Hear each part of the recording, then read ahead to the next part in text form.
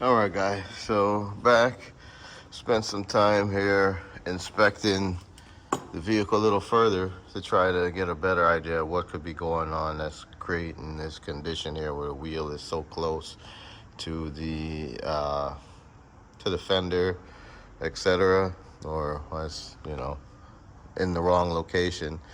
And ultimately, it's coming down to the subframe. But I can confirm that this upper control arm is tweaked. It's a bit off. It's kind of bent up. Um, I don't know. We'll see what happens. Kind of when you look at it in relationship to where the bolt is, you can tell that it's a little bit off. I think the bushings took a beating or something. But like I said, we have a replacement coming, so we'll swap that in and see if that helps anything. But we found some other slightly more traumatic damage to the subframe. Yeah, so I'll show you guys that there's a couple of spots where the welds actually cracked. So let's take a look. The first one is right here, right under the oil filter. You can see that gap right there. Sorry guys, we're trying to get the light in a good spot. That shouldn't be there. And if you look at it closely, that's right where there's a weld, and the weld broke. Fortunately, I mean, the subframe is still kind of held together by some other welds, and it looks like some kind of reinforcement metal right underneath that weld. But it's still not good to have it like that, right? Additionally, you can see this mounting point here where you can tell that those bolts kind of have slidden down, right? You see they're riding low right now. They should be way up high, deep into that crevice there and torqued up. And full disclosure, I had noticed that before. So they're actually seated a bit better now than they were originally. They were completely out of that bracket. Yesterday, I used a wooden block and, jacked it up, and I was able to get it to that point, but I couldn't get it much further than that.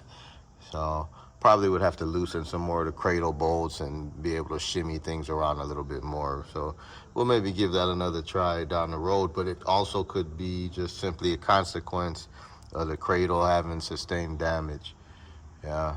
So when I talk about the cradle, it's this shiny aluminum piece. This is a subframe. This is a front wheel drive car, so it doesn't have a full frame like the old schools we normally work on. Okay, a couple more things let me show you guys, and bear with me with the lighting, etc. Okay, so you see this bolt right here was loose. This is one of the subframe mounting points, so I think somebody was trying to work on it before, and I'm sure they realized the issue, and maybe they're trying to loosen that, maybe just try to recenter it or shimmy it back into place. But so that thing was like way loose, backed out. So yesterday I tightened it, but what I noticed is it also is supposed to bolt up in another spot right here at the core support. And you can see, the car got hit, so it's a little bit off. The bolt holes are not lining up, but all of that ties into the issue that we're having, right?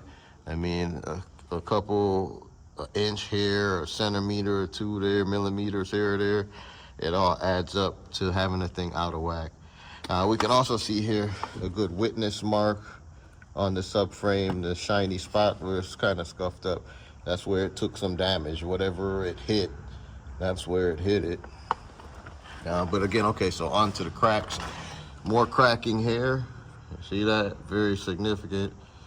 The entire welds have broken loose on the subframe there. Yeah. But I mean, it's kind of, if there was a place to come loose, that would probably be a good place, because you could probably re-weld that. It's not like we have any like tearing or shattering of the cast aluminum. But I'm not saying we're gonna repair it. But again, on way on this side, cracked as well. Okay. Aside from that, though, I can't find much damage. Okay, so, like I said, the lower control arm, all that stuff is good. I was a little worried that the rear mount position here I don't know if you guys can see my finger wiggling it here. I was a little worried that that particular piece on the subframe was broken or cracked or something, and I just didn't notice it. So that's the main thing I wanted to take a look at today. But as you can see, it's still all in place. Yeah. So I'm not so sure exactly how things are going to work out, but I'm committed to getting this car right. So it may take a little bit longer than expected because I don't have a very big budget right now for this car. And, I got a lot of other things going on too. So let's just say to buy the parts for this may take me a little while. But we do have at least that upper control arm coming in, like I said, tomorrow. So we'll replace that. And if it makes some sort of difference, I'll let you guys know. I spent a lot of time comparing this side to the other side. And just trying to see if anything other than that subframe looks like it's physically shifted, or from whatever impact the vehicle took, and I could find nothing of that manner, which is a big relief. Like the frame rail doesn't have any creases in it or anything. There's nothing that looks like it would prevent us from being able to fix this and eventually get this wheel straight. Yeah, so I think what's going to happen is, just my gut feeling is that upper control arm is going to help the condition a little bit, but with the cracking in the subframe, we're still going to have some type of issue. Yeah, so no way around it. We'll have to get a subframe. Problem is, like I said, it's not like I can just run out and go get one today. So we'll work on that. I'm also going to have to buy a tool that I currently don't have, and that's engine support bar for front-wheel drive cars to hold this engine and trans up while I drop the subframe. So that costs a few dollars. I'll have to order one of those. And yeah, we'll just take it little by little. So I'll keep messing with the car, and we'll kind of have it as a project in the, off to the side that we work on here and there. But most likely we're going to transition over to this one. This one we should be able to make daily progress on and get things done. The only problem is the spot that it's in. Like I said, this is the wet spot. And you can see the caution sign, wet floor. It's usually a big puddle over here. So I'm going to jump on this soon. The engine is chilling over in the corner. I was talking about I do need to get like some engine degreaser and clean this up a little bit, and at least paint this frame. And I don't know if I really want to do these fender support bars too, but they need some heavy descaling, rusty scaling. I don't know if I'll get to those. Yeah, we'll see. I'm all over the place. But anyway, back to the Acura.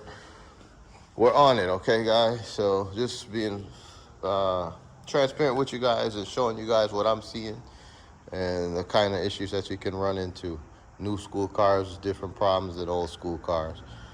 And but honestly, I'm happy that the damage is something that is light. That's something that we could repair here with your average hand tools, meaning we could swap that subframe. We don't need to have anything too crazy like a frame machine or something like that to strap the car onto and pull it out. We don't have to get into all of that. We just got to get this wheel moved a couple of inches, right?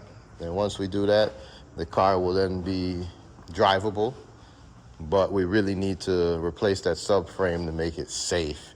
Yeah, so to be, full disclosure, it shouldn't really be put on the road with the subframe in the condition that it's in now. You already saw it's got compromised welds. You don't want to be on the highway and one of them decide to completely let go, and you put yourself and others at risk. So we're not going to do anything stupid. We're going to fix it the right way, even though that's going to cost us money that we didn't really have allocated for this particular project at the time. So one day at a time, we'll get it together. And there's, it's a break in the content. Old schools are cool, but there's probably a whole nother segment of people who'll be interested in this build as well. So I'm going to go ahead and roll with it. You guys may have noticed I was on the fence a little bit if I should go ahead and do this content or not, but hey, it's content and it's still car related, so I'm going to go ahead and do it. Yep, yep. So that's it for now, guys. I hope you enjoy it. I hope you continue to stick with me. And I hope you also look forward to seeing this thing get repaired. Okay, cross your fingers and toes that it's something we can do and we don't find anything else crazy. But, you know, like I said, look at it. Everything else is straight. You see the strut tower is straight going all the way across. The engine is straight. None of that stuff is shifted or cocked or moved out of position. The engine mounts, all that stuff, nothing's compromised there. So I think it's simply those cracks from whatever massive. This thing got hit hard at some point. I just don't know how it happened. I'm a little more curious after seeing the cracks in that subframe. But I think somebody like smashed into a curb, jumped a curb, or something crazy like that. But yeah, we'll probably never know. No sense in trying to guess. But that's it, guys. That is it. I'm gonna stick with it and knock this thing out. So strap your seatbelt on and let's do it. Shawnee C at Motor City Customs. Please hit the like button if you like the content. If you're new here, subscribe to the channel. Adjust the bell notifications to all so you're alerted every time we drop new content. And yeah, share it if you feel like it. Check out the merch store and exercise that super thanks or super chat button. We really appreciate it. All right, we're out of here. Peace.